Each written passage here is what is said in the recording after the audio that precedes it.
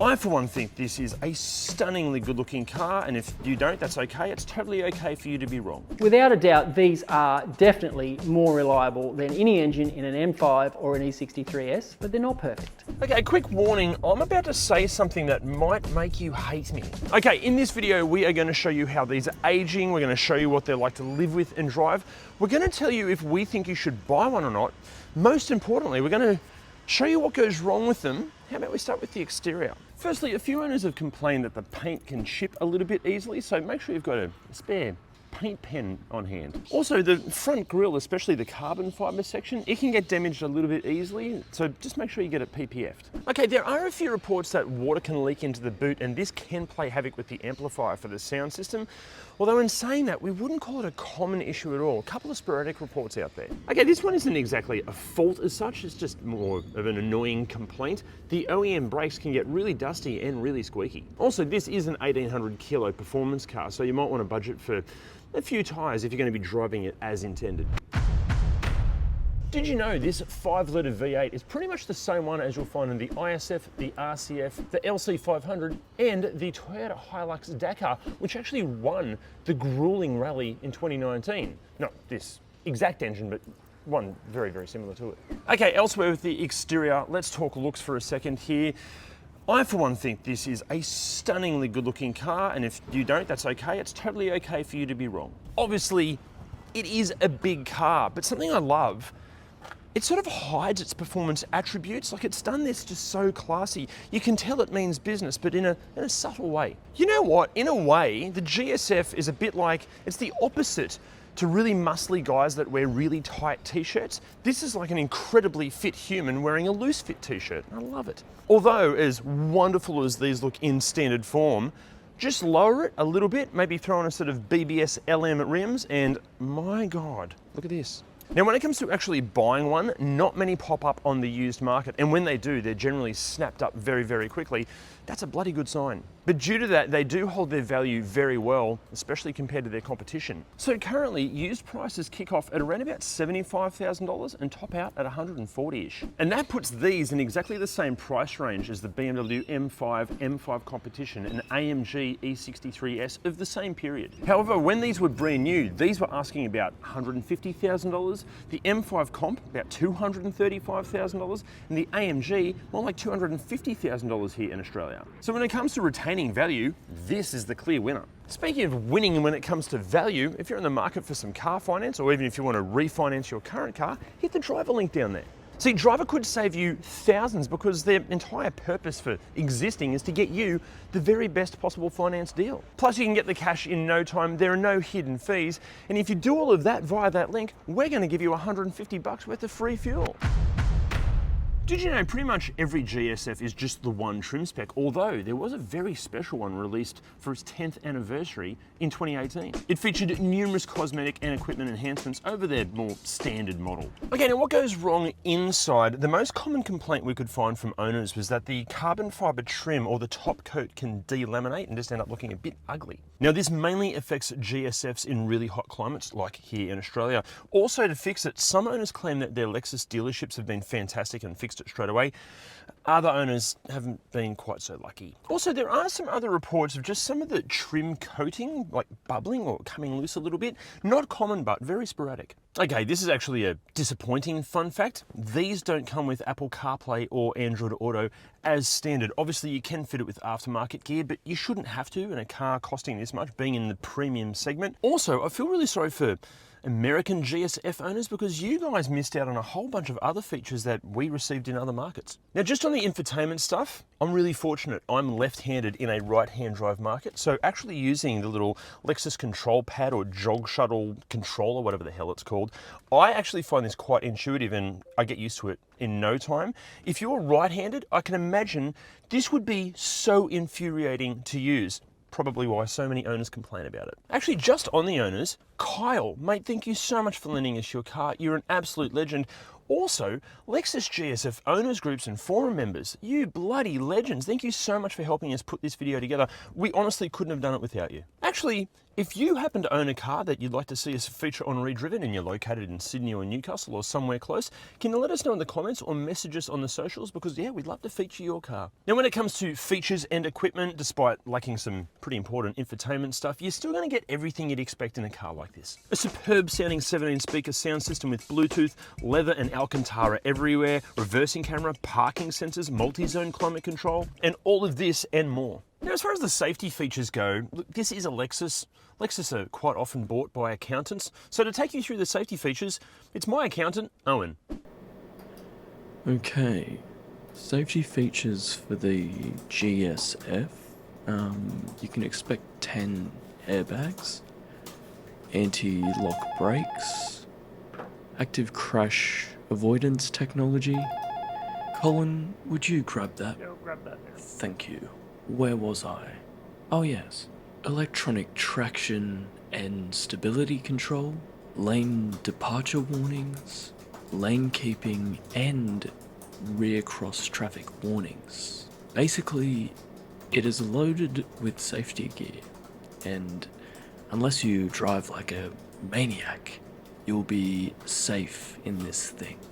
Now, if you do need all of the specific GSF details when it comes to tech and equipment and so much more, basically the ultimate used GSF buyer's guide, get on ReDriven.com and check out the totally free cheat sheet. It's awesome. Now, elsewhere inside, these cop a bit of criticism for not being able to match an M5 or an M5 competition or an E63S for interior vibe.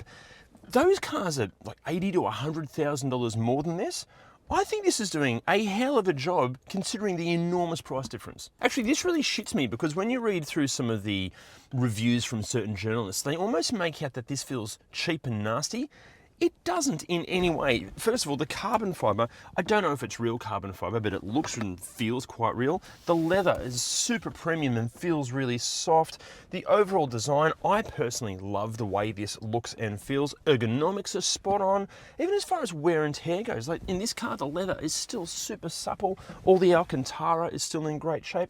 Obviously, every GSF is going to vary in wear and tear between example to example, but this one, fantastic on wear and tear. In fact, just on the wear and tear thing, according to many owners that have owned AMGs, BMW M cars, and these, they claim that these interiors are far more resilient than the Europeans. Now, this might be a performance car, but it still needs to be practical. How's the practicality? Here we go.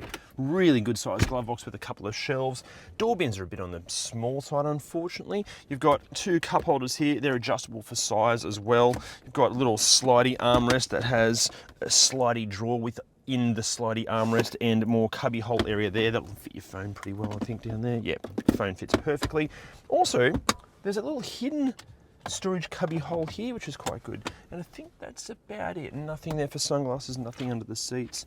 It's okay for practicality up front. One thing that's really cool with the climate control, how cool is the screen that changes your temperature? I love that. It's like an old school timer, like James Bond kind of, the bomb's about to go off kind of thing. Also, overall ergonomics, my God, there's loads of adjustability, but this driving position, just spot on. And the seats, so comfortable. The perfect balance between being supportive for the corners, yet still super comfy for long trips. I adore this driving position. This whole thing's great. Now in the back seat, I'm exactly 20 centimeters taller than another powerhouse performer with the initials GSF, Gwen Stefani. This is in my driving position. Wow. First of all, loads of knee room, good amount of foot room. The seats are so comfortable. I feel like it's the perfect angle of recline for the back seat of a car. Even the squishiness of the seats is just incredible. They've also got somehow some lateral support, almost like these bolsters kind of stick out just a little bit. Beautiful place to be sitting, unless you're sitting in the middle because the transmission tunnel is massive, so that's going to be uncomfortable. As far as wear and tear in this particular car, okay, it's got nearly 50,000 Ks on it, but it feels pretty much like a new car. The leather is ultra supple, door card's in good shape, backs of the seats are excellent. Scuff mark there, but that's nothing too major. Even the carpet's still super plush. Great for wear and tear. And then as far as features and practicality in the back seat, you get your own air vent. You've got a power outlet here. You've got map pockets. You've got pull down armrest. This is awesome.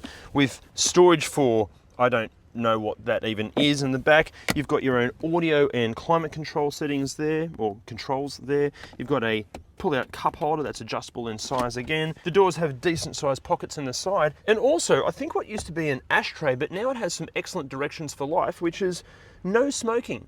Now in the boot, this actually has 10 litres less boot space than an M5 and 20 litres less than an E63S, but still, the boot's massive. I'm actually quite comfy back here, it's good.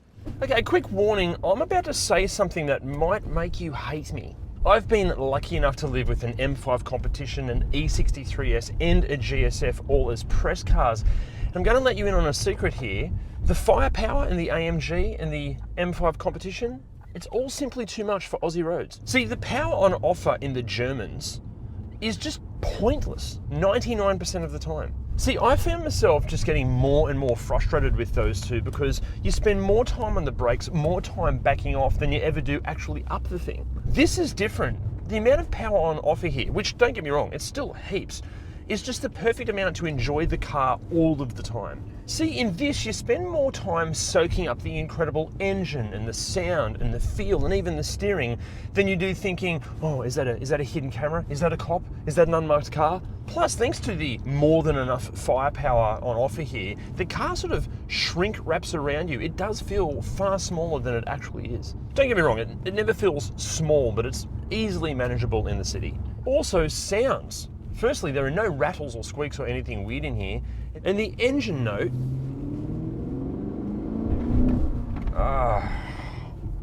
however, as wonderful as this is to drive in pretty much every situation, there are some negatives. Firstly, the automatic transmission in this, it is on the slow side. It's not as bad as some old slush box back from the 60s or anything like that, but I just wish it was faster and more reactive on the shifts to match this wonderful engine.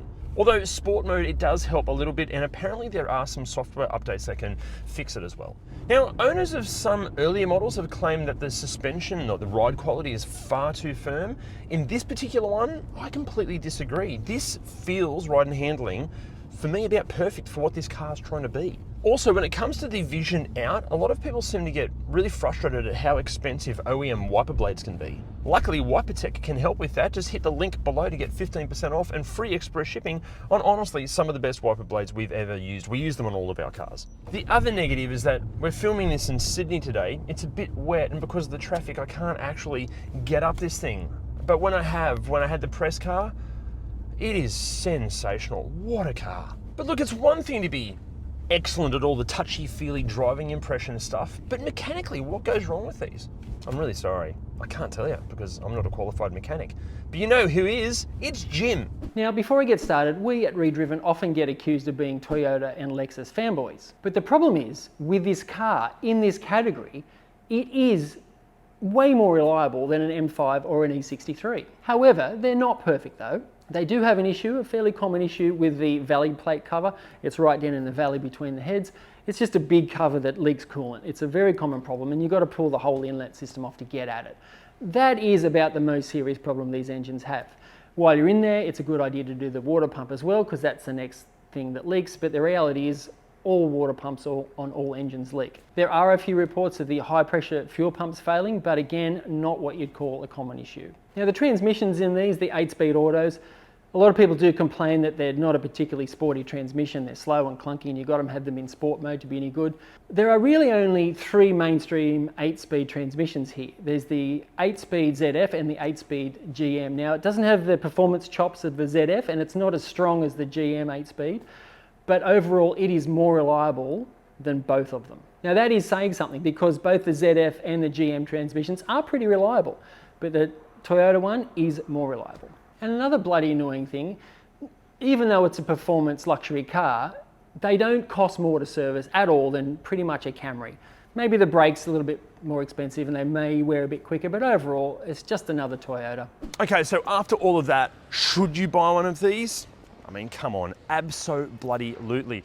After living with an M5 comp and an E63S, and then taking into account the depreciation, the potential mechanical issues, running costs, this is the clear winner. Forget them, buy one of these. Not only is the GSF the intelligent choice when it comes to used large performance sedans, being the less obvious and almost underdog choice, it just makes it cooler than the Germans as well. Okay, sure, the BMW and the AMG, they have all-wheel drive, and that's really handy if you live in the snow. And yes, they've got a few more horses under the bonnet, but I'll tell you what, if you need more power than this thing, the issue isn't the car, it's your lack of driving ability. Take the money that you're going to save in depreciation, maintenance, and maybe repair costs with the other two, and put it into some really good driver training. Or the other option is you could lean even harder into the whole large German performance car sort of thing and get one of these instead. But I've got a question for you. If you weren't to buy that or this or the BMW or the AMG, what would you buy instead? Let us know in the comments. See you next time.